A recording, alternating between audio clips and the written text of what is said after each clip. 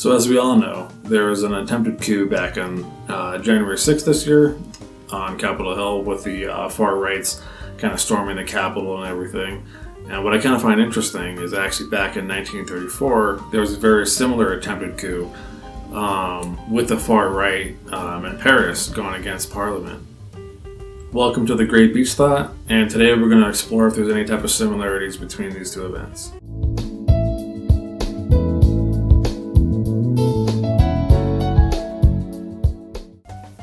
So I won't really go into too much on the January 6th event because everyone's been talking about it already. There's already tons of information. But one thing I find interesting is it's pretty universal. Everyone agrees that the events that happened on January 6th were fairly disorganized, and if they were more organized, had better leadership, that the event definitely could have turned out a lot different. So what's interesting about 1934 is the left at the time actually had a pretty similar view to what we have today on the far right that stormed the Capitol. The left kind of viewed it as a failed fascist coup attempt, with a lot of the same reservations and fears that the left has currently right now today, with kind of like these very more far right groups kind of forming.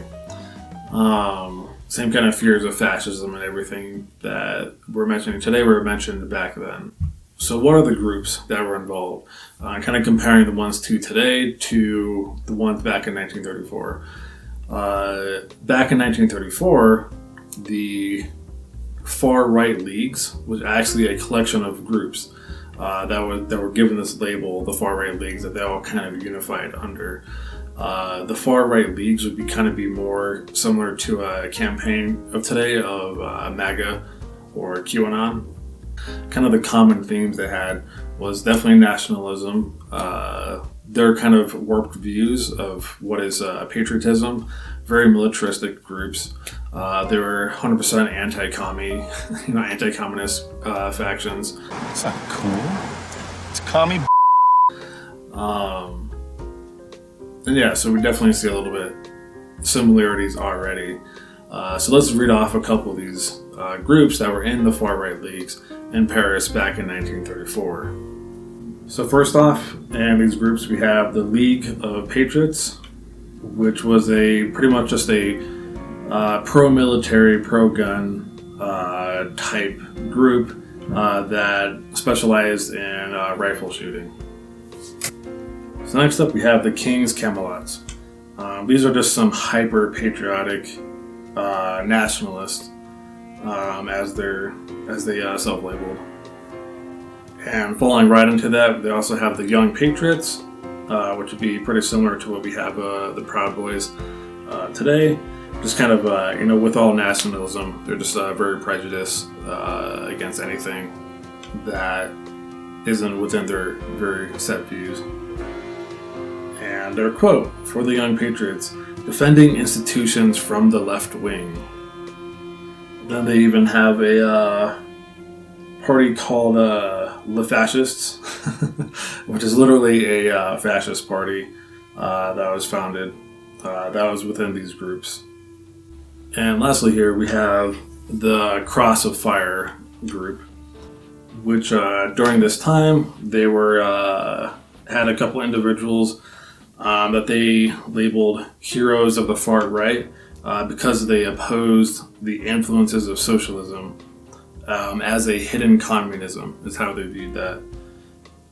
And yeah, so already, if you were to just read the descriptions of these groups to today, there's almost no differences in what the far right of today is. So comparing the two, so we've got the kind of the far right groups under kind of this umbrella, how I view it, of MAGA and QAnon. Now, MAGA is just a campaign that Trump started, but it's kind of become a very unifying idea. Trumpism in general, kind of all these groups they're all very pro-Trump.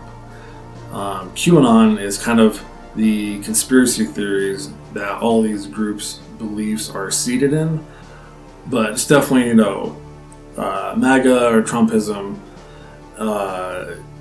with seeded information from QAnon that kind of disperses into all these different groups we have that we saw at this protest. And so, what do we have on the collection of groups today? So we've got the Oath Keepers, the Three Percenters, the Gadsden Flag, or the Don't Tread on Me, as it's otherwise known. Then we have the Confederate flag, which is often seen among Trump supporters in general. The Boogaloos, the Proud Boys. Then there's two other kind of outliers that some social media kind of talks about, and that's Pepper the Frog and the white flag of Kyrgyzstan.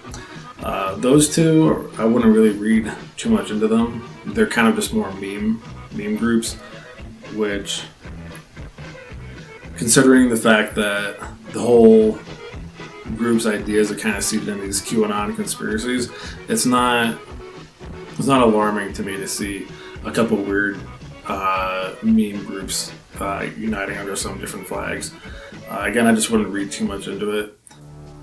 So, what kind of happened after 1934 France is one thing that's important to note, that France is a republic government, so they're recognized as a republic. So they have different sections. This happened during the Third Republic. I think they're now in the Fifth Republic or something. And I think these events back in 1934 are kind of interesting because the left at the time in France was kind of afraid by this event, by this attempted coup that happened to them. And they all kind of just lived in a lot of fear, as I mentioned before, that this was like an attempted coup.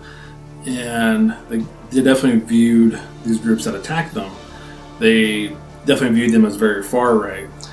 And the country kind of started unifying under the left, including those on the right, but not the far right. And they started adapting similar ideas and started compromising and unifying towards the left, even though it's a right-wing country. So fast forward to today, looking at France, republic-run government is, for starters, their abortion is 100% paid for by the government. They're very, very much so pro-gun control. Getting a gun is pretty much impossible in France. And these are views that the right holds in France, which is very different than what we see the Republican Party in America do today. The Republican Party in America is, almost all their values are far right.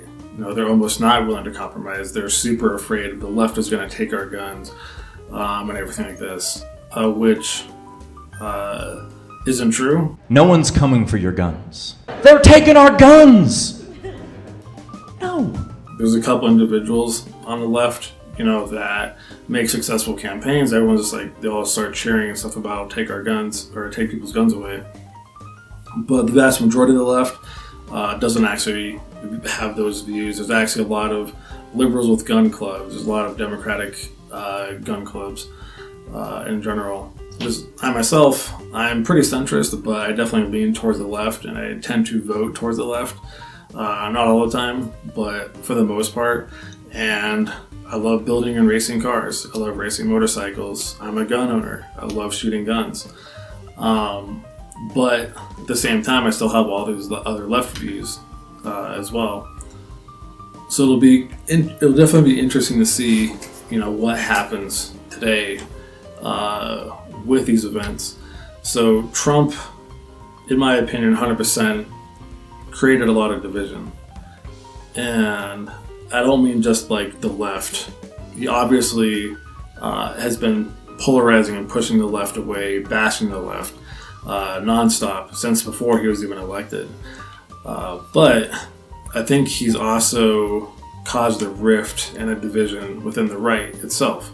I think that there's people on the right that they only vote for him because he's the primary Republican candidate. So they just support, what the party supports.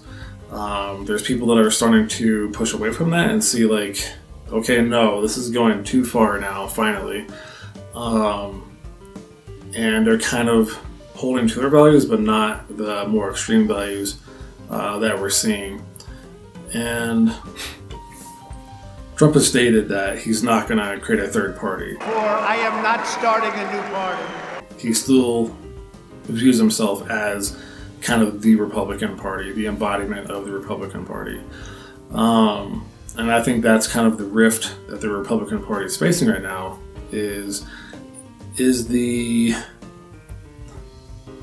who's going to be the new face of the Republican Party. Do they want it to continue to be Trump, or are they going to find someone new? I think that's where they're going to have the divide, is there's the people that still believe in all the conspiracy theories. They still believe Trump was the rightful president, or at the very least that the election was stolen from him. These are things that Trump is still saying today at the CPAC convention that just happened recently. You see all these same narratives being spun that we've been hearing, since November. So this is where it could get interesting. So the left, in my opinion, back during the Obama administration, caused the reaction we saw on the right. The left was changing too fast for the conservatives. There's just too much social change. There's too much political change happening just too fast. And I think this is what kind of pushed the right, to the reaction we saw for Trump, why they became so pro-Trump. I view it kind of just as a reaction to Obama, more or less. So what I think the left could do, similar to kind of back in 1934 France, is the left could kind of open their doors to the right, to the people that aren't as far on the right. Now, maybe not necessarily like convert them or change them to being a left-sided person, but at least be willing to work with them, shed light on them, and compromise for them.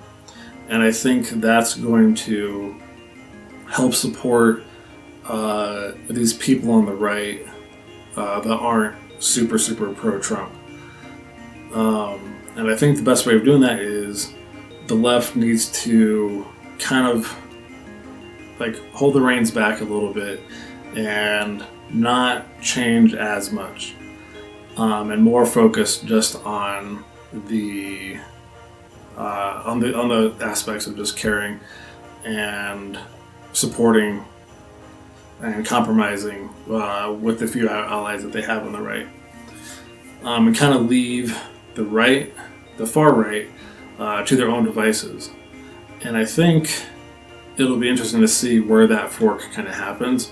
If the Trumpism, MAGA, QAnon, all these kind of factions that are under that umbrella, will they become stronger or will they become weaker? If they become weaker, they won't have a choice. They'll become a third party on their own, regardless. And like I mentioned, as much as I would love personally to continue seeing the changes that the people on the left feel like should have been a given from the get-go, the social changes that were changing too fast, with LGBTQ, just gender, race issues, all the kind of things that the left is unifying under. They're all great things, and I want to keep pushing for those things, for people to have basic human rights, to be treated the same as everybody. And I know a lot of people on the right be like, oh, you already have all the rights, and that's where another disconnect already starts.